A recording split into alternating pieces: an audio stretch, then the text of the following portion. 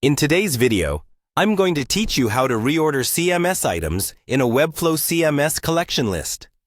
Whether you're a seasoned Webflow user or just getting started, understanding how to efficiently manage your content can truly enhance your website's usability and aesthetic. So, let's dive right into it. First, we need to head over to Webflow's website. Once there, simply click on the Login button, which you should see prominently displayed on the homepage. Enter your credentials to access your account and navigate to your workspace.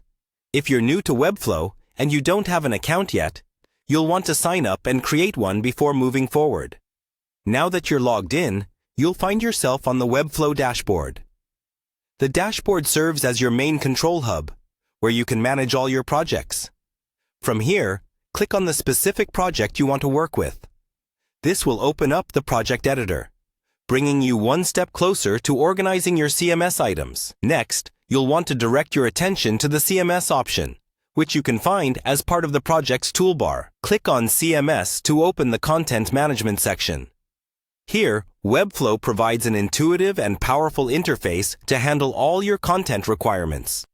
Once inside the CMS section, look for a button that says, Create a Collection.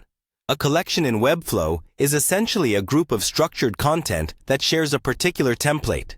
Clicking on this will prompt you to either create a new collection or choose from existing ones. If you're organizing an existing collection, simply choose the one you wish to work with. After selecting or creating your collection, you'll need to navigate to the collection settings. This is where you'll find options to manage your items in detail. Within these settings, you have control over the organization, layout, and structure of your collection. From this space, you'll be able to reorder your CMS items according to your requirements. Reordering items can be crucial for both presentation and the logic of your content flow. You might want to display items by date, by title, or in a custom order that suits your design.